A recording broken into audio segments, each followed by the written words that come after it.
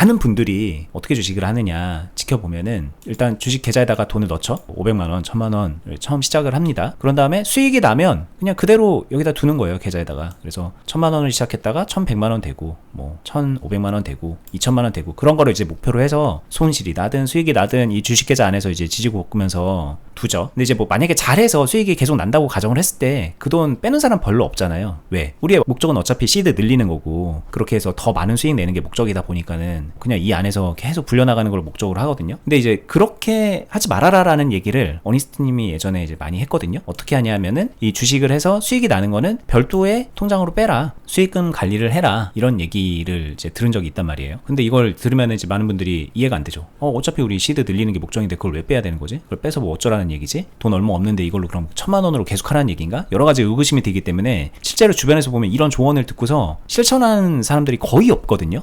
저도 이거를 솔직히 말하면은 실천하기까지 되게 오랜 시간이 걸렸어요. 어니스트님한테 이런 얘기를 듣고 나서 저도 납득이 안 됐었으니까. 근데 이제 오늘 왜 그래야 되는 건지, 그럼 그 이후에 어떤 식으로 우리가 주식으로 성공을 할 수 있다는 건지 얘기를 들어보는 시간을 가져보고 싶네요. 네, 참 어려운 얘기죠. 근데 되게 제가 중요하게 생각하는 포인트가 있어서 저의 생각을 한번 진솔하게 이야기를 해볼게요. 1000만원이 있고 그 다음에 여기서 1100만원이 되고 1500만원이 되는데 이렇게 가는 과정에서 그냥 자연스럽게 수익을 쌓아가면 되는 거 아닌가? 뭐 대다수가 이런 식으로 생각하고 실제로 이렇게 하면서 클럽에 오시고 그러지 말라고 제가 조언해준 사람도 되게 많았거든요. 근데 그게 이유가 이 숫자가 커지는 그 과정을 보면 알 것 같아요. 1000만원에서 1500만원까지 커지는데 이런 종목을 매매해서 여기서 1000만원 매수해가지고 여기서 팔았는데 한 번에 1500만원이 되느냐? 그렇지는 않을 거예요. 실제로 매매를 하다 보면 실전에서는 내가 1000만원이었지만 이게 한번 수익이 나고 나면은 이게 한 1030만원? 이런 식으로 됩니다. 그럼 1030만원에서 그냥 할 수도 있겠죠. 그러고 나서 또 매매를 했는데 또 수익이 났어. 그럼 1080만원이 될 수도 있어요. 근데 실제로 매매하면은 수익도 나고 손실도 나잖아요.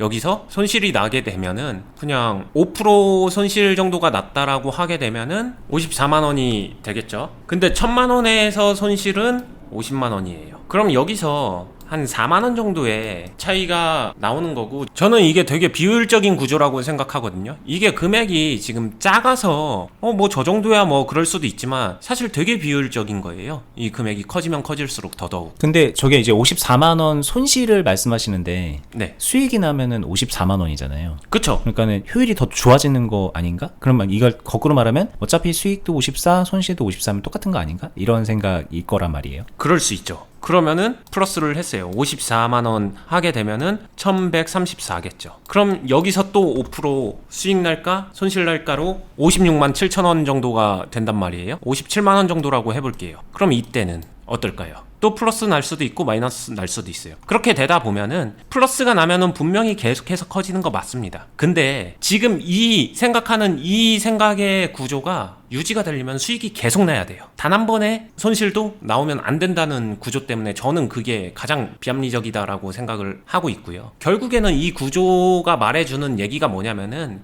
잘했어. 잘하면 금액 계속 커지죠. 커지다가 마지막에 가서 금액이 가장 컸었을 때 그 마이너스를 고스란히 받게 되니까 가장 큰 금액의 마이너스를 보게 되는 구조예요. 그냥 그렇다 이런 얘기를 하는 거죠. 그러면 이제 근본적인 문제가 남죠. 1000만원으로 시작하면 1000만원으로 계속 해야 되느냐, 그런 주식이 어디 있느냐, 이런 얘기잖아요. 복리는 도대체 뭐냐. 그쵸. 그러니까 복리는 당연히 잡아야죠. 복리 잡지 말라는 게 아니라 복리 당연히 잡아야 되는 거고 저는 여기서 이렇게 생각하면 좋을 것 같아요. 나의 시드머니는 나의 체급이다 라고 생각하고 체급을 일정하게 일단 유지를 해주세요. 1000만원이면은 1000만원 가지고 투자를 하는 거예요. 그래서 5%다. 그럼 플러스 50이 나오는 거고 손실 났다. 마이너스 5% 손실 났다. 그럼 마이너스 50이 되는 거고 3% 수익 났다. 플러스 30이 되는 거고 3% 손실 났다. 마이너스 30이 되는 거고 이렇게 치고받고 하면서 여기서 최종 합이 그래도 플러스가 내는 상황 이거를 쌓아가고 그렇게 해서 이게 100만원이든 200만원이든 올라가게 되면은 그걸로 1000에서 1100, 1200으로 올리고 그 다음에 200, 300 또 쌓아놓고 나면은 여기서 이렇게 체급을 올리고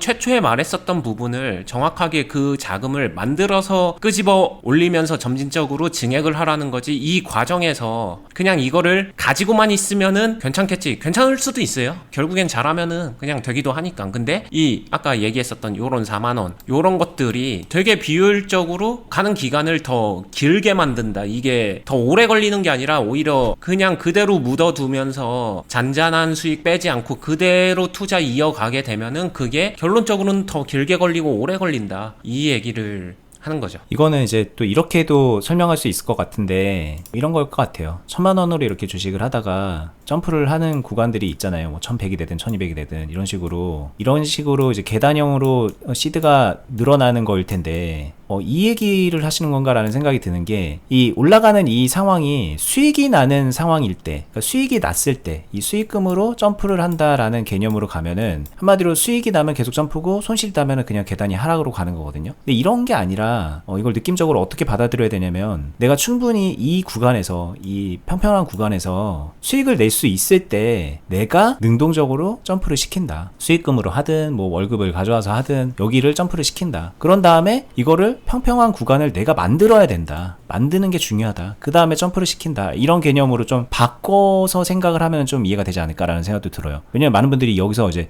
머릿속으로는 이렇게 쭉 1,000만 원으로 하다가 올라가야지라는 생각을 하는데 여기서 그냥 하염없이 지지고 볶는 거거든요.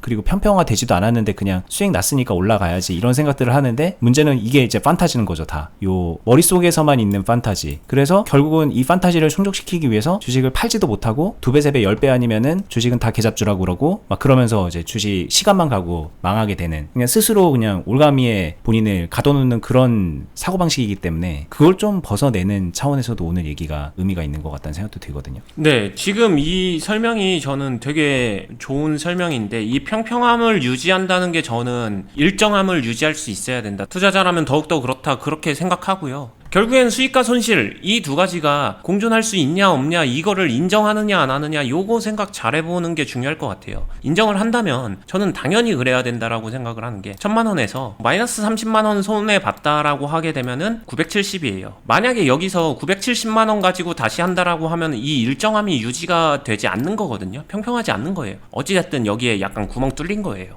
근데 내가 만약에 수익금을 따로 빼둬서 그 전에 수익을 쌓아놓은 게 조금 있었다라고 하게 되면 이거를 바로 메워서 다시 1,000으로 만들 수가 있거든요. 그러면은 그 다음에 3% 수익이 났다라고 하면 30만 원을 그대로 갖고 와요. 그러니까 마이너스 30만 원 났고 그 다음에 3% 수익 났어도 30만 원이 그대로 채워지는데 이게 구멍 뚫린 상태에서 그 다음에 3% 수익을 내게 되면은 이것보다 부족한 숫자가 나오거든요. 그러니까 수치적으로 일정함을 유지하기가 힘들어지는 그런 크고 작은 균열이 생기게 되는데 구멍 뽕뽕 뚫리는 건데 그거를 일정하게 만들어주기 위해서 일단 자금을 빼놓고서 그리고서 충분히 쌓여지고 내가 증액을 해야겠다 하면은 한 단계 위로 레벨 2로 그 다음에 또 한 단계 레벨 3으로 그러면서 자금을 키워가는 형태로 가는 게 훨씬 더 빠르고 효율적이더라 이런 얘기죠. 그죠. 뭐 수익이 나서 시드를 키워야지라는 거라기보다는 내가 충분하게 이제 소화할 수 있는 능력이 되면은 다음 단계로 시드를 키우고 그리고 또 충분하게 소화할 수 있으면 다음 단계로 키우고 그렇게 좀 기준치를 바꿔주는 것만으로도 도움이 많이 되죠. 그리고 그러려면은 이제 제일 중요한 게 이 계좌에서 이제 생기면 그대로 여기다 그냥 막 쌓아두려는 생각을 하는 것보다도 따로 좀 빼서라도 수익금 관리를 별도로 하려는 그 습관이 좀 중요하다. 그리고 이게 이제 또 하나 다른 차원에서 또 생각이 드는 게 뭐냐면 어쩌면은 저나 어니스트님은 이런 얘기하는 게 되게 편할 수도 있어요. 왜냐면 시드가 이미 충분히 많다고 생각을 하니까 많은 분들이 생각할 때 야 나는 500만 원밖에 없는데 1,000만 원밖에 없는데 뭐 여기서 시드 빼면은 수익 난 거 빼면은 너무 작잖아. 근데 너네는 뭐 몇 억으로 하고 뭐 십몇 억으로 하고 몇십억으로 하고 그러니까는 그런 거 아니야. 뺄 수 있는 거 아니야 라고 생각을 할 수도 있을 것 같거든요. 그러니까 이제 많은 분들이 나 어느 정도 시드 될 때까지는 안 빼. 이런 생각도 많이 해요. 1,000만 원에서 한 3억 정도까지는 안 빼고 무조건 가야지. 이런 생각들을 하시는데 제가 볼 때는 그렇게 해서 습관이 굳어지면 3억대도 못 빼고 10억대도 못 빼는 거다. 그리고 그렇게 가지도 못한다. 그 생각 때문에.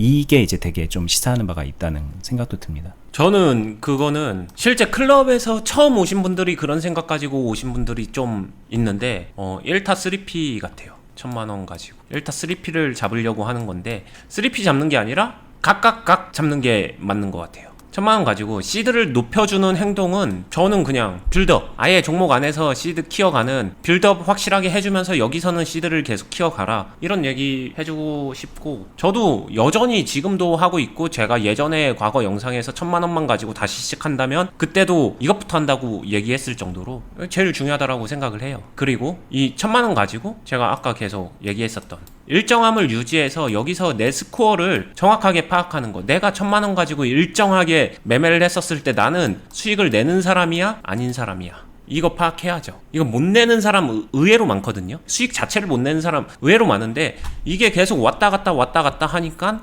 나 지금은 운이 없어서 손실 본 거 아니야? 이렇게 생각하는 사람도 되게 많아요. 근데 내가 정확하게 한다면은, 제가 클럽에서도 사람들한테 처음에 시키는 게 본인의 타율 관리하듯이 정확하게 파악을 해라, 수익 타점 관리해라 하면은 1000만원 가지고 내가 실현 수익을 쌓아서 한 200만원이라도 만들 수 있어? 없어? 이것부터 체크해야죠. 분명히 수익 손실 계속 있을 거고, 이 만들어가는 과정에서는 당연히 통장으로 나왔다가 이게 메워줘야 되는, 리밸런싱 할 때도 손해가 날 거고 손절할 때도 손해가 날 거고, 그러면은 얘한테 채워주면서, 그러면서 이게 차분히 쌓여지는지를 봐야겠죠. 그러고 나서 이게 말 그대로 200만원이 쌓였다, 그러면 내가 1000만원 가지고 200 정도를 쌓을 수 있는 사람이었다, 그리고 빌드업하면서 돈이 모였고 여기서 어느 정도 원금도 확보가 됐다, 그러면 그 다음에 나는 이제 그 다음에 증액을 해야지 라고 하게 되면, 이거 수익금만 그대로 넣어서 1200으로 갈 수도 있지만, 이거 넣을 때쯤 되면은 내가 한 300 정도 더 못해서 200, 300 해서 이거 1000을 1500으로 증액할 수도 있고,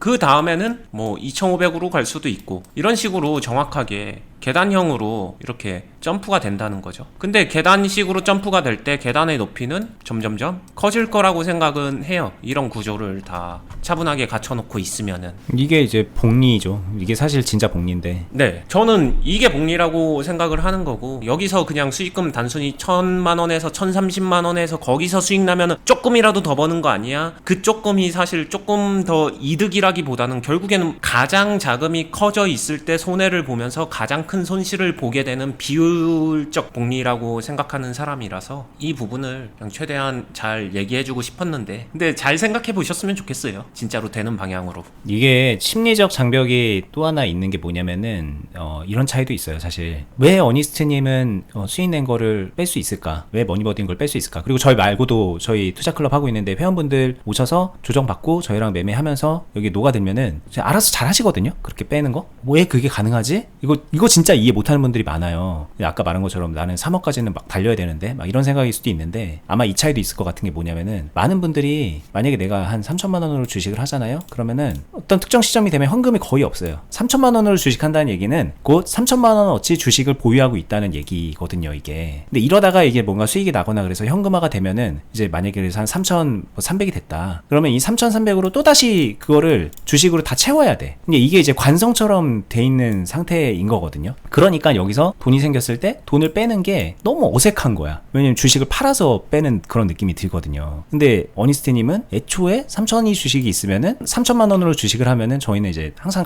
강조하는 게 현금 비중을 관리를 해라. 근데 이런 얘기는 많이 들었겠지만, 저희는 이제 슬랍별로 또 완전히 구분해서 관리를 하기도 하고, 그러다 보니까는 이 현금을 관리하는 그게 되게 체계화된 시스템이 있거든요. 그러다 보니 여기서 만들어진 현금은 그냥 빼도 솔직히 말하면은 티도 안 나. 아니면 요 한 슬랍 그냥 빼버리면은 그냥 슬랍 하나 줄어드는 것밖에 그냥 차이는 아니야. 그래서 막 되게 막 온 살을 내어주는 것 같은 그런 느낌도 안 들거든요. 사실 이렇게 되면. 이런 뭔가 좀 주식하고 있는 행태적인 차이에서 너무 큰 차이가 있기 때문에 많은 분들이 이걸 못 받아들이는 것도 있지 않나라는 생각도 들어요. 네, 이거 근데 되게 쉽게 얘기하면은 저는 그냥 이렇게 얘기해주고 싶어요. 여러분들 계좌를 레고라고 생각하시고 레고 블럭 쌓기 한다라고 생각해보세요. 그냥 되는 대로 블럭을 막 꼽는다. 내가 원하는 대로 여기도 꼽고 여기도 꼽고 그냥 되는 대로 막 꼽는다. 그러면서 쌓아 올릴 수 있는 것과, 레고를 되게 처음부터 밑에부터 생각하면서 구조적으로 비율적으로 조절하면서 이거 밑에 발판을 마련하고 그 위에 계속 쌓아 올리는 거랑 이 두 개를 비교하게 되면은 당연히 생각하면서 쌓아 올리는 게 훨씬 더 유리할 수밖에 없어요. 이건 당연한 얘기예요. 그냥 되는 대로 하다 보면 알아서 쌓아 올라가겠지, 이거를. 그게 더 편하고 될 것 같으니까 더 믿고 싶고 그런 마음 아는데, 찬물 끼얹고 싶은 게 아니라 그게 막상 잘 안 돼요. 실전에서 하다 보면은 구조적으로 되게 비율 비효율적인 부분을 나도 모르게 내가 빨려 들어가고 있는 거니까